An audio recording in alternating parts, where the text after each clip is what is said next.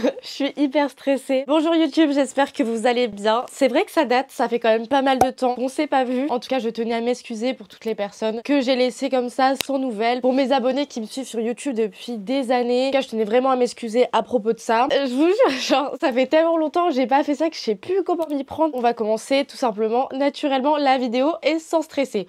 Comme vous le savez, j'ai commencé hyper jeune les réseaux sociaux. Je crois que je devais avoir 11 ans. J'étais en 6e. Et là, il faut savoir que si j'avais suivi un cursus normal, j'aurais été en 3e année d'études. De mes 11 ans à mes 19 ans, il y a énormément de choses qui se sont passées. Déjà, il faut savoir que j'ai commencé les réseaux quand j'étais à l'école. Il y a eu beaucoup d'enjeux, le collège, le lycée. Moi, ça a été un changement assez compliqué, un changement assez radical. Parce que c'est quelque chose qui s'est passé, ce phénomène des réseaux sociaux pour ma part. C'était hyper compliqué à gérer. J'avais ma vie à l'école, j'avais ma vie sur les réseaux, j'allais à Paris. En fait, j'avais tellement de choses d'un coup. Les réseaux sociaux m'ont fait grandir très très vite. Pour ma part, c'est pas quelque chose que je regrette à l'heure actuelle parce que ça m'a appris quand même énormément de choses. À l'âge de 13-14 ans, j'ai commencé à gagner de l'argent, à avoir des grosses responsabilités sur les épaules, devoir investir dans mes vidéos, devoir apprendre beaucoup de choses, que ce soit le montage, l'écriture. J'avais quand même pas mal de choses sur les épaules à un si jeune âge. Je pense qu'il y a peut-être un moment où j'ai un peu lâché prise. J'ai abandonné YouTube malheureusement parce qu'en fait j'ai rien compris. C'est vraiment passé de je m'amusais trop sur cette plateforme, je kiffais de fou faire ce que je faisais, je me prenais archi pas la tête à maintenant c'est ton travail. Après aussi il y avait ce côté un peu de l'inconnu. C'est quelque chose où je ne savais pas qui pouvait m'attendre encore à l'heure actuelle. D'un côté je me dis c'est fou, je suis trop contente de ce qui a pu se passer, mais d'un autre côté je me dis waouh, t'as fait quand même beaucoup de chemin. Est-ce que ça te passionne toujours autant en fait ce que tu fais, parce que t'as quand même vachement grandi, t'as changé de priorité, notamment quand j'étais plus jeune ma priorité c'était faire des vidéos sur YouTube. Maintenant, c'est de faire des TikTok. Mais est-ce que t'es vraiment épanouie dans ce que tu fais? Pendant 2 ans de ma vie, je me suis vachement remise en question. Il y a eu l'arrivée de TikTok. Moi, pour ceux qui s'en rappellent, j'ai commencé sur Musical.ly.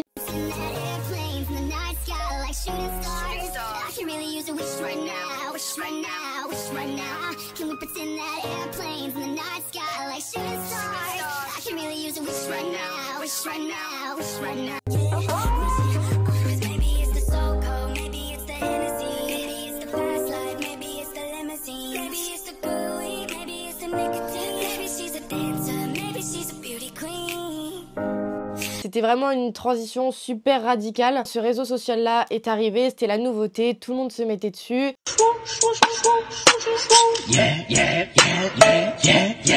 J'en perds une, j'en prends 10, c'est ce qu'on dit. Le copilote. Yes, come to the yes, I'm gonna be her back. My pops used to ride in that fucking Pontiac. J'adorais ce réseau social là et je voulais que faire du TikTok à fond, à fond, à fond. Et c'est vrai que je crois que à force, on se perd un peu sur ce réseau social. On essaye à peu près de faire tous la même chose. Et c'est vrai que c'est assez dur de se démarquer, de se livrer, de montrer sa vraie personnalité à travers des TikTok. Je me suis focus sur cette application là, mais il y a eu aussi le changement de YouTube. Qu'est-ce qu'on fait sur YouTube maintenant? J'ai connu YouTube, ah ça met un peu la larme à l'œil parce que c'est un peu de nostalgie et tout. J'ai connu YouTube, on faisait des playlists, des asks, on faisait des All My Sneakers, on essayait de faire des podcasts, des parodies, etc. Et maintenant YouTube c'est plus du tout comme que j'ai pu connaître. Quand t'arrives sur un réseau et tu dis waouh, les autres font ça, qu'est-ce que je peux faire moi? En fait ça te terrifie, tu ne sais plus du tout comment t'y prendre. J'ai laissé un peu ce réseau social de côté parce que je pensais que j'avais tout simplement pas ma place. J'étais un peu boumeuse, genre j'étais dépassée par tout ce qui se passait. Je savais plus du tout quoi produire sur ce réseau là. Je me suis sentie dépassée par les événements, j'ai pris peur et c'est pour ça que j'ai plus rien posté. Je crois que ça fait 4-5 ans, c'est énorme. Suite à ça, il y a 2 ans, jour pour jour, j'ai emménagé à Paris. Allons voir déjà ce grand séjour. Là, on a vu l'espace, hein. Ah ouais, incroyable. Alors, les premières impressions, on y va. Bah c'est top. Ah, t'as l'œil qui pétille, hein. Bah voilà, j'ai mon petit coup de cœur. Ah, c'est un coup de cœur. Ouais. Tu veux dire que là, je peux partir en retraite? Oui. J'ai pas besoin de continuer à chercher. Non.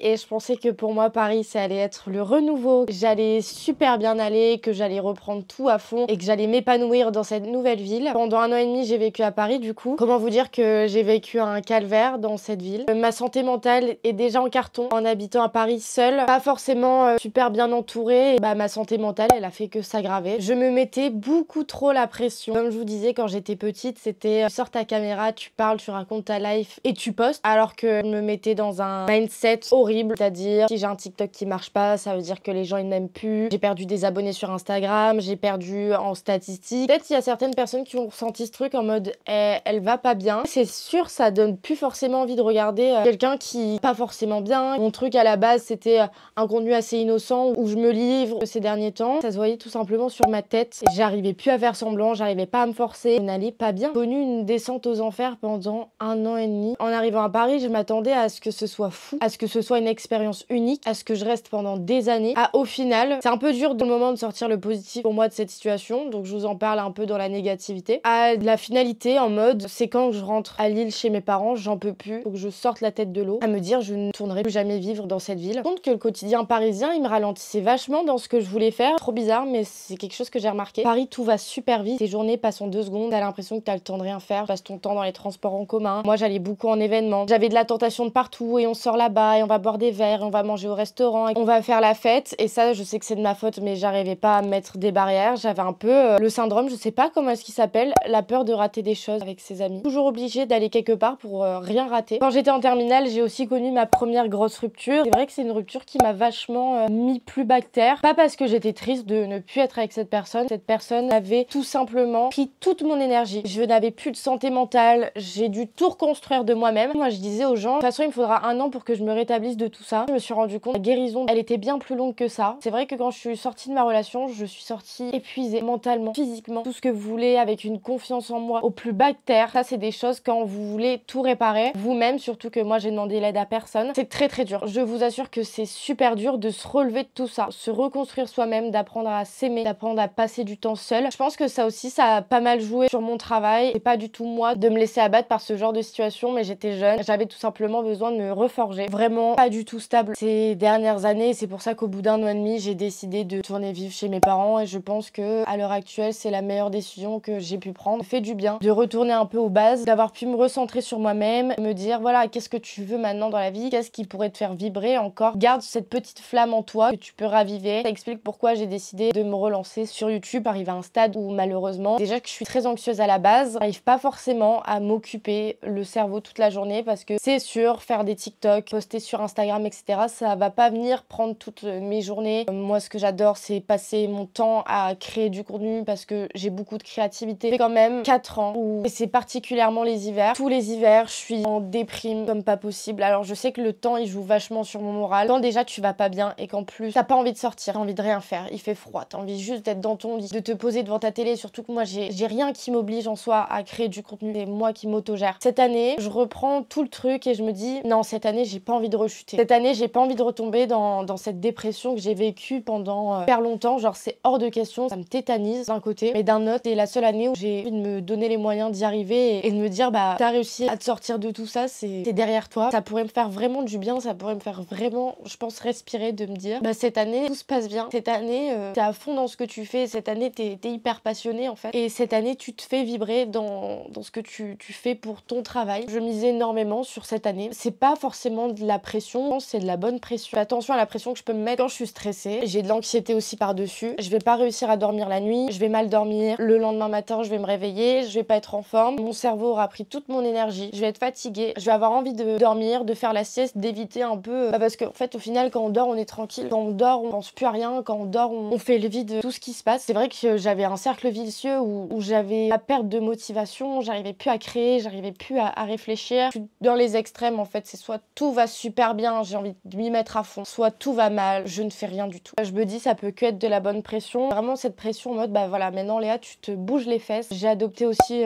mon chien il y a 2 ans et demi. Il n'était pas du tout heureuse à Paris, comme moi au final. Enfin, au final, on se dit toujours tel maître, tel chien. T'es arrivé à un stade où j'arrivais même plus à m'occuper de mon chien. Je devais le ramener chez mes parents à Lille pour essayer de m'occuper de moi-même comme je pouvais. Je ne m'alimentais quasiment plus. Je me voyais maigrir, je voyais mon visage se creuser. J'avais vraiment genre plus aucune motivation à rien faire. C'était vraiment genre je me laissais mourir dans ce cercle vicieux infernal et j'avais l'impression que c'était infini, que ça allait être toujours comme ça. Mais c'est vrai que c'est dur de se relever après ça parce que après être revenue à Lille, déjà le déménagement c'était dur. Je le vivais quand même comme un échec, même si j'en avais besoin de rentrer. J'en avais besoin tout simplement pour me sauver moi-même. Mais